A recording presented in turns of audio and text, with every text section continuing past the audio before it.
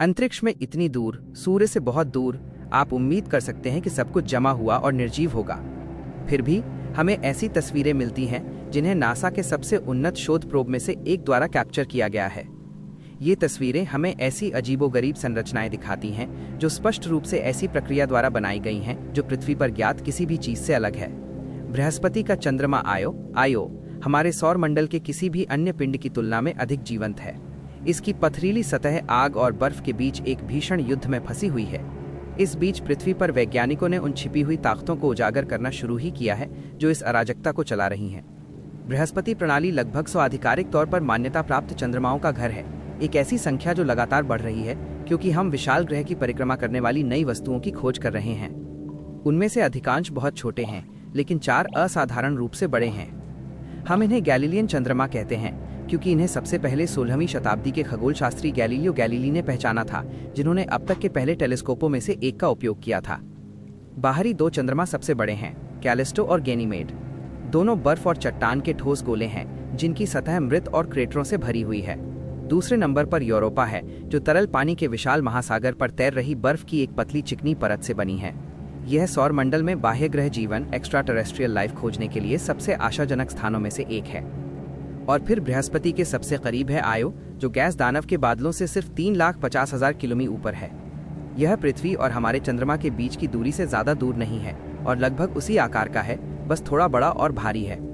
आयो वास्तव में हमारे सौर मंडल का सबसे घना डेंस चंद्रमा है, और ऐसा इसलिए है क्योंकि ये लगभग पूरी तरह से चट्टान और धातु से बना है, जबकि यहाँ मौजूद अधिकांश अन्य बड़े चंद्रमा बर्फ और चट्टान से बने हैं। अंतर इतना चरम है कि माना जाता है कि आयो में सौर मंडल के किसी भी ज्ञात पिंड की तुलना में पानी की मात्रा सबसे कम है, यहाँ तक कि सूर्य के सबसे निकटतम ग्रह बुध से भी ज्यादा सूखा।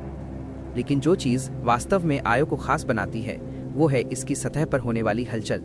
यह पृथ्वी के बाहर एकमात्र ऐसा स्थान है जहाँ हम जानते हैं कि ज्वालामुखी नियमित रूप से फटते हैं। आयो वास्तव में हमारे पूरे सौर मंडल में सबसे अधिक ज्वालामुखी सक्रिय स्थान है, जिसकी पूरी सतह पर 400 तक सक्रिय ज्वालामुखी हैं। ये खोज सबसे पहले 1979 में बृहस्पति के पास से गुजरते समय वॉयेजर 1 प्रोब द्वारा की गई थी।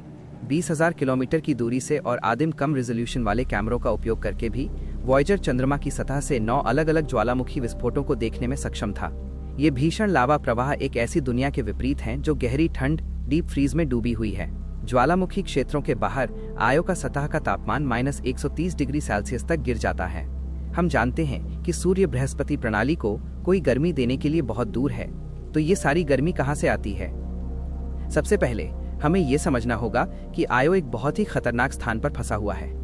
बृहस्पति से इतनी निकटता पर यह सिर्फ इतनी दूर है कि ये ग्रह के विशाल गुरुत्वाकर्षण द्वारा खींचे जाने या टुकड़े टुकड़े होने से बच जाता है। लेकिन इसका मतलब ये नहीं है कि आयो सुरक्षित जगह पर है। बृहस्पति का अत्यधिक गुरुत्वाकर्षण चंद्रमा की सतह को इतना खींचता है कि चट्टानें खिंच जाती हैं और उसका आकार बिगड़ जाता है। और फिर दूसरी तरफ 3 अन्य बड़े गैलीलियन चंद्रमा हैं जो अपने स्वयं के गुरुत्वाकर्षण बल का प्रयोग करते हैं। बृहस्पति जितना मजबूत नहीं, लेकिन फिर भी आयो को विपरीत दिशा में खींचने के लिए पर्याप्त है, जो बृहस्पति के चारों ओर इसकी कक्षा को बाधित करता है। तो गोलाकार पैटर्न में घूमने के बजाय आयो एक अंडाकार ओवल आकार में परिक्रमा करता है।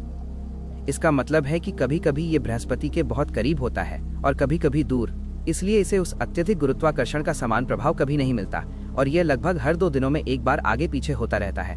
और जैसे जैसे ये आगे बढ़ता है, लगातार खिंचता और ढीला होता रहता है और अपना आकार बदलता रहता है। इसका परिणाम ये होता है कि आयो कुछ काफी बड़े ज्वारीय उभार टाइडल बल्जिंग का अनुभव करता है। यह वही प्रभाव है जिसे हम पृथ्वी पर महासागर के साथ देखते हैं। हमारे अपने चंद्रमा के पास पानी को ऊपर खींचने के लिए पर्याप्त गुरुत्वाकर्षण है, जिससे ज्वार भाटा आता है। पृथ्वी पर महासागर का स्तर औसतन केवल आधा मीटर ही ऊपर उठता है।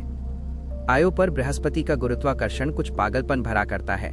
जब दोनों पिंड अपनी निकटतम दूरी पर होते हैं तो ये सतह को 100 मीटर तक ऊपर उठा देता है। और ये सिर्फ पानी को खींचना नहीं है, ये ठोस चट्टान को खींचना है और अनिवार्य रूप से चंद्रमा को ही थोड़ा अंडे का आकार दे देना है।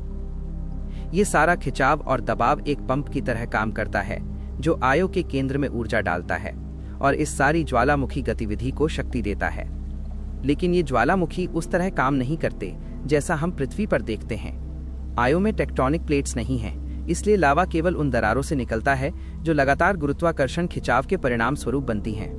ऊर्जा का प्रारंभिक उत्सर्जन लावा को चंद्रमा की सतह से दर्जनों किलोमीटर ऊपर फेंक सकता है और उसके ऊपर सल्फर गैस का एक गुबार सैकड़ों किलोमीटर ऊपर तक उठ सकता है।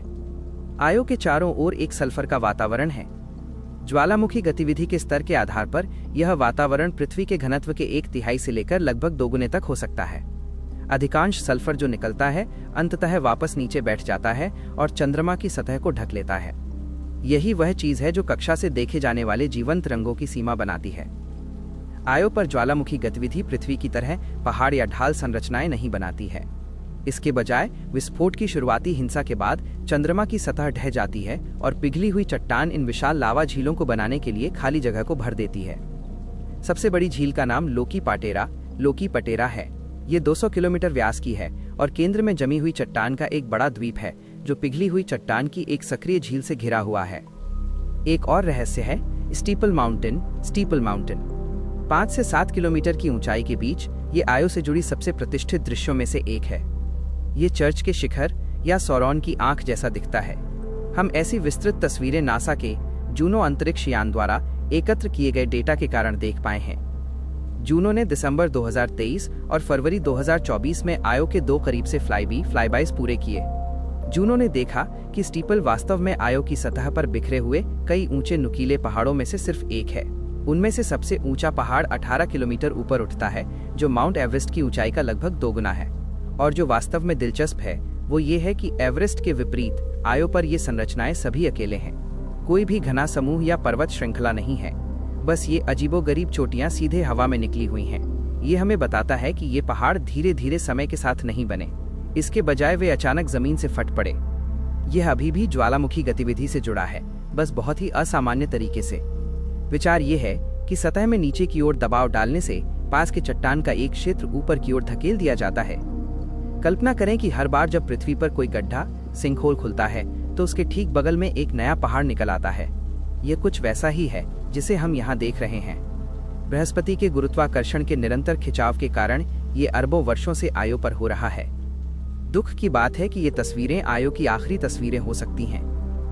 नासा के जूनो अंतरिक्ष यान में ईंधन धीरे धीरे खत्म हो रहा है। इसकी जगह बृहस्पति प्रणाली के 2 नए रोबोटिक खोजकर्ता लेने वाले हैं। Juice minus Jupiter IC moons explorer, जिसे यूरोपीय अंतरिक्ष एजेंसी ने बनाया है, और नासा का यूरोपा क्लिपर। ये मिशन मुख्य रूप से यूरोपा चंद्रमा और उसके बर्फीले रहस्यों पर केंद्रित हैं। इसका मतलब है कि आयो के लिए फिलहाल कोई प्रोब नहीं जा रहा है। ये इसलिए नहीं कि आयो दिलचस्प नहीं है, बल्कि इसलिए क्योंकि हमें कुछ साल पहले तक ये नहीं पता था कि ये चंद्रमा कितना अनोखा है। लेकिन नासा में प्राथमिकताएं बदल रही हैं और भविष्य में हम गहरे सौर मंडल का अध्ययन उतनी ही गहराई से कर सकते हैं जितनी गहराई से हम मंगल और चंद्रमा का करते हैं। तब तक हमारे पास हमेशा स्टीपल माउंटेन की यादें रहेंगी।